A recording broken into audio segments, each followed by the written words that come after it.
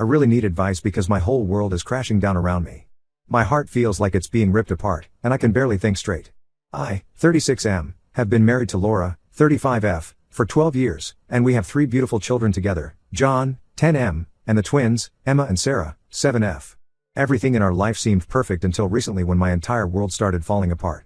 Laura and I met during our sophomore year in college. I still remember that day clearly. She was sitting in the campus coffee shop, grading papers for her teaching assistant job.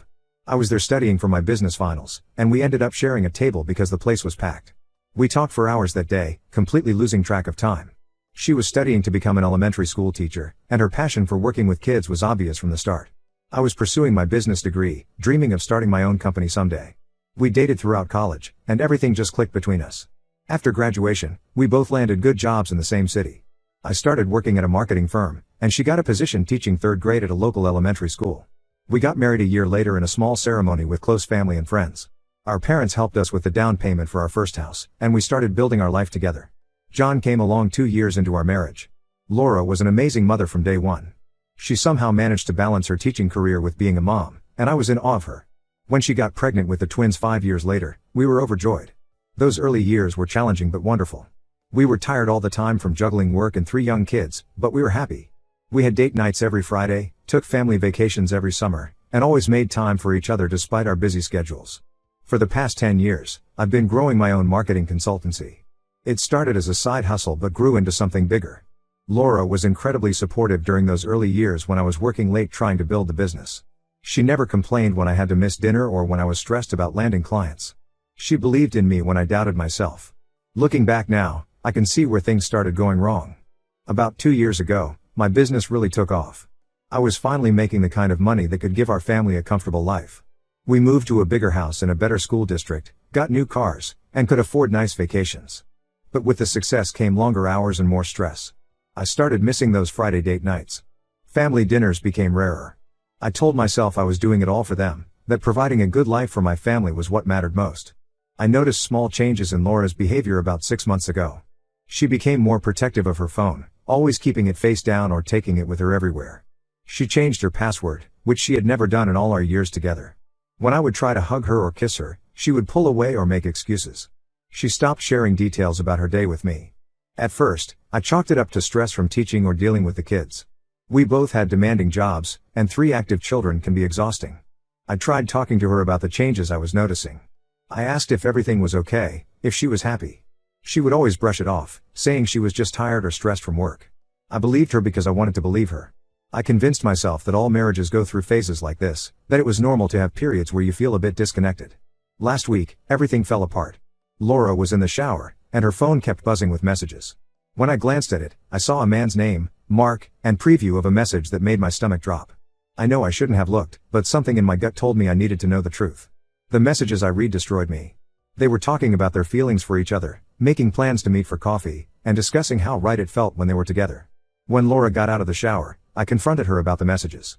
To my surprise, she didn't try to deny anything. She told me she had developed feelings for Mark, a new teacher at her school who she met during a training program 3 months ago. She said they started by just talking about work, but their conversations gradually became more personal. She said their emotional connection happened naturally, and before she knew it, she was falling in love with him. She swears nothing physical has happened yet, but honestly, the emotional affair hurts just as much. Then Laura told me something that felt like a knife to my heart. She said she's been unhappy in our marriage for years but never said anything. She felt neglected and unappreciated, like we had grown apart without realizing it. She said she missed the man who used to surprise her with small gifts, who would leave love notes in her lunch bag, who would dance with her in the kitchen while making dinner. She said she missed feeling seen and heard and valued. I was shocked because I thought we were doing okay. Sure, we weren't as romantic as we used to be, and maybe I had taken her for granted sometimes, but I never stopped loving her. In my mind, we were just in a comfortable phase of our marriage. We weren't fighting or arguing, so I assumed things were fine. I was content because I had her and our family, even if things weren't perfect. These past few days, I've been reflecting on our marriage, and I can see where I went wrong. I got so caught up in providing for our family that I forgot to nurture our relationship. I stopped doing all those little things that used to make her smile. I assumed she knew how much I loved her without me having to show it. I missed all the signs that she was slowly drifting away from me. Now I'm desperate to save our marriage. I've told Laura I'm willing to do whatever it takes. I'll scale back my work hours, hire more people to handle the business, anything to spend more time with her and the kids. I've suggested marriage counseling, Regular date nights, couples retreats, whatever she wants. I've made a detailed plan of all the changes I'm committed to making. I want to be the husband she fell in love with again, the one who made her feel cherished and adored every single day. But Laura says she's confused about what she wants. She says she has strong feelings for Mark but also doesn't want to destroy our family. She's worried that even if I change now, things will eventually go back to how they were before. She's scared of making the wrong choice and getting hurt. She says she needs time to figure out her feelings. Meanwhile, I'm dying inside. Every time I look at our children, my heart breaks thinking about what this could do to them. John has already noticed something is wrong. He asked me yesterday why mommy seems sad all the time. The twins are too young to understand what's happening, but they pick up on the tension in the house. They adore their mother, and the thought of our family breaking apart is unbearable. I need advice from people who have been through similar situations. What worked for you? What should I avoid doing? I'm willing to fight for our marriage until my last breath, but I need help figuring out how. How can I prove to Laura that we can fix this? That we can be better than we ever were before? I feel like I'm running out of time, and I'm terrified of losing everything that matters to me. Update 1. It's been 3 weeks since my last post, and everything has gotten so much worse. I've been trying everything I can think of to save our marriage, but it feels like I'm watching sand slip through my fingers. Following the advice from my last post, I started making major changes. I hired 2 new people at work to reduce my hours. I planned special date nights and family activities. I even started leaving little notes for Laura again, like I used to do when we were first married. But none of it seems to matter anymore. Laura is pulling away more and more each day. Last week, I planned a surprise dinner at her favorite restaurant, the same place where we celebrated our first anniversary. She agreed to go, but spent the entire evening checking her phone under the table. When I mentioned it, she got defensive and said she was just checking on some work emails. But I saw Mark's name flash across her screen more than once. The worst moment came 3 days ago. Laura asked to talk after the kids went to bed. I felt hopeful, thinking maybe she was ready to work on our marriage. Instead, she suggested something that felt like a knife to my heart. She wanted to try an open relationship. She said it so casually, like she was suggesting we try a new restaurant. She thought it would be a good compromise, a way to keep our family together while allowing her to explore her feelings for Mark. She even encouraged me to find someone else for myself, saying it would only be fair. I just sat there, stunned. The Laura I married would never have suggested something like this. When I finally found my voice, I asked her if she really thought I could share her with another man, or if she truly believed I wanted to be with anyone else. She got frustrated, saying I was being old-fashioned and possessive. She said relationships can take many forms, and maybe this would be better than divorce. I couldn't even continue the conversation. I went to sleep in the guest room that night, feeling like I was living in some kind of nightmare. This weekend, I finally met Mark. He came to our house, to pick up Laura for what she called a friendly coffee. Seeing him in person made everything so much more real and painful. He's 25, a full decade younger than us. He showed up in trendy clothes, with this easy confidence that comes from having no real responsibilities in life.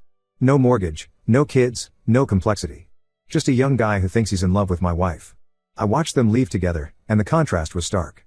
Laura was practically glowing, laughing at something he said as they walked to his car. She looked younger somehow, more like the college girl I fell in love with. I could see why she might be attracted to him. He represents everything that's new and exciting, everything that our settled, routine life isn't. The situation is affecting our children more than Laura wants to admit. John, our 10-year-old, has started acting out at school. His teacher called last week because he got into a fight with another student who made a comment about his mom always texting during his baseball games. The twins are confused and clingy. They've started having trouble sleeping, often crawling into my bed in the middle of the night asking when mommy is coming home from her friend's house. Last night, Emma, one of our twins, asked me a question that broke my heart. She said, "Daddy, does mommy love her friend more than us? Because she always wants to talk to him instead of watching movies with us like we used to." I had no idea what to say. How do you explain to a 7-year-old that her mother is prioritizing a relationship with another man over her own family? I tried talking to Laura about how this is affecting the kids. I showed her John's school report, told her about Emma's question. But she got defensive immediately. She said I was trying to manipulate her by using the children against her. She insisted that kids are resilient and will adjust to whatever changes come their way. She said she deserves to be happy and that being a good mother doesn't mean she has to sacrifice her own happiness. But what about their happiness? What about the stability and security they need? Our friends have started to notice what's happening. Some of them have tried talking to Laura. Her best friend since college, Sarah, came over last weekend specifically to talk some sense into her. But Laura accused her of taking my side and not understanding her feelings. She said Sarah was just jealous because she was stuck in a boring marriage herself. Sarah left in tears, and Laura has since blocked her number. Laura has also stopped talking to most of our other mutual friends. She says they're all judgmental and don't understand that sometimes people fall out of love and find new connections. She's been spending more time with some new friends from work, people who don't know our history and won't question her choices. I'm watching the woman I love turn into someone I barely recognize. The Laura I knew would never have suggested an open marriage. She would never have dismissed our children's feelings or hurt her friends like this. She would never have betrayed our marriage vows so casually. It's like Mark has become her entire world, and everything else, our family, our history, our life together, is just an inconvenience to be managed. The most painful part is catching her in those unguarded moments when she's texting him. Her whole face lights up in a way it hasn't for me in years. Sometimes she'll laugh at something he's written, and it's like a punch to my gut because I remember when I used to make her laugh like that. I'm still trying to fight for our marriage, but it feels more and more like a losing battle. Every time I think we're making a tiny bit of progress, she pulls away again.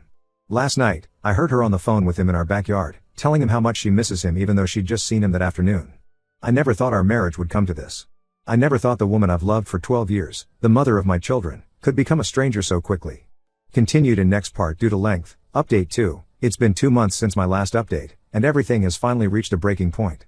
Yesterday, Laura sat me down in our kitchen, the same kitchen where we used to dance while making dinner, where we've had countless family breakfasts, where our kids took their first steps, and told me she wants a divorce.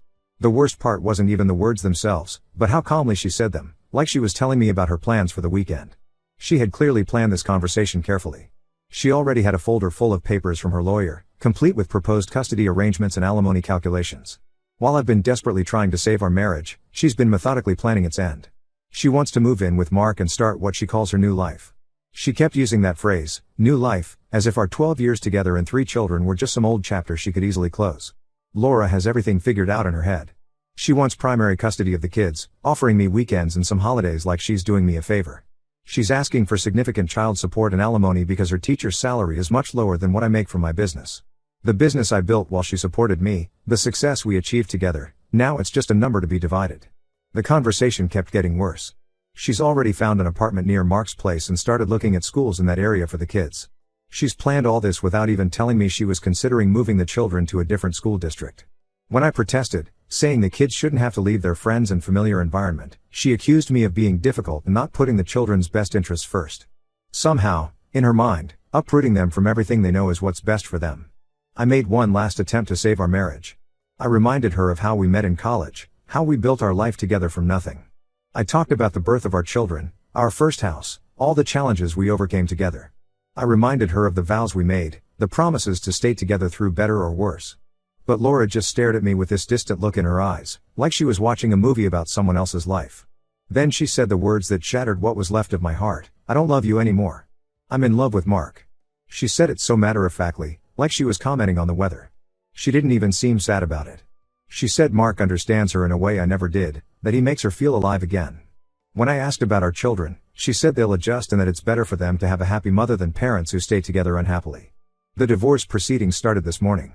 Our first meeting with the mediator is scheduled for next week. We're trying to keep things civil for the kids' sake, but it's incredibly hard.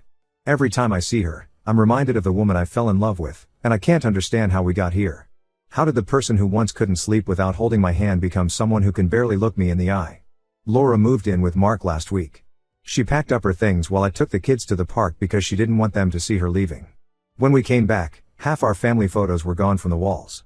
The house feels empty now, like a museum of what used to be. The kids keep asking when mommy is coming home, and I don't know what to tell them anymore. The hardest part is that Laura seems genuinely happy with her decision. Yesterday, I dropped off the kids at her new place, and I saw her laughing with Mark in the kitchen through the window.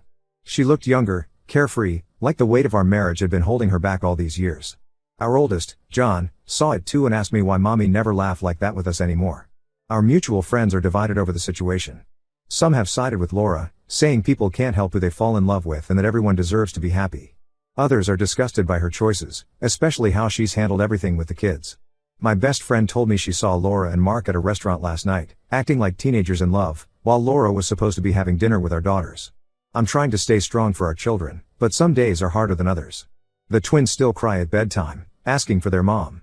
John has become withdrawn and angry, refusing to talk to Laura on the phone. I'm doing my best to hold everything together, but watching our family fall apart while Laura builds her new life with Mark is the hardest thing I've ever had to do. Update 3, it's been 6 months since everything fell apart, and the divorce is finally official. I signed the last papers yesterday. 12 years of marriage, 3 beautiful children, and countless memories, all reduced to a stack of legal documents and cold, formal agreements about custody schedules and financial arrangements. Laura and Mark are still together. They've moved into a bigger apartment, and she seems committed to her new life with him. The custody arrangement we settled on has the kids staying with her during the weekdays because of school schedules, and with me on weekends. We also split holidays and school breaks. I get 2 weeks with them during summer vacation. It's not ideal, but I'm trying to make the best of the time I have with them. The hardest part has been watching our children adjust to this new reality. John, our oldest, is struggling the most. His grades have dropped, and he's been getting into fights at school. The school counselor suggested he start seeing a therapist, which he now does twice a week. He's angry at Laura, often refusing to talk to her or go to her place. Last week, he had a complete meltdown when Laura tried to get him to call Mark's stepdad. I had to pick him up early from her house because he was so upset. The twins are handling it differently. Emma has become very clingy with me, crying every Sunday evening when it's time to go back to Laura's. Sarah, on the other hand, has become withdrawn and quiet. Their teacher told me they sometimes sit alone at lunch, not wanting to play with other kids. It breaks my heart seeing them like this, but Laura insists they'll adjust with time. I've been focusing on rebuilding my life, even though some days it feels impossible. I've started working out again, something I'd neglected during the stress of the past year. I joined a single parent support group, which has been helpful in ways I didn't expect. Hearing other people's stories makes me feel less alone. A few people there have suggested I start dating again, but I'm nowhere near ready for that. Right now, my focus is entirely on being there for my kids and healing myself. Laura and I only communicate through a co-parenting app now. Our conversations are strictly about the children, their schedules, school events, medical appointments.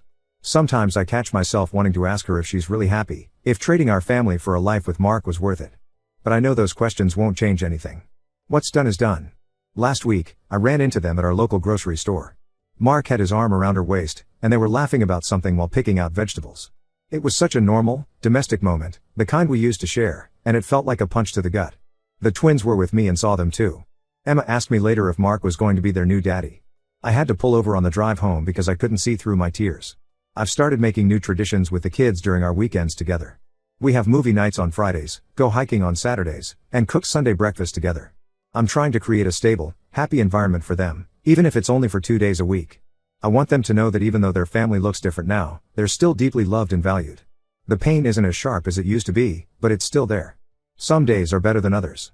The house still feels too quiet when the kids aren't here. I still sometimes reach for Laura's side of the bed in the middle of the night, forgetting for a moment that she's gone.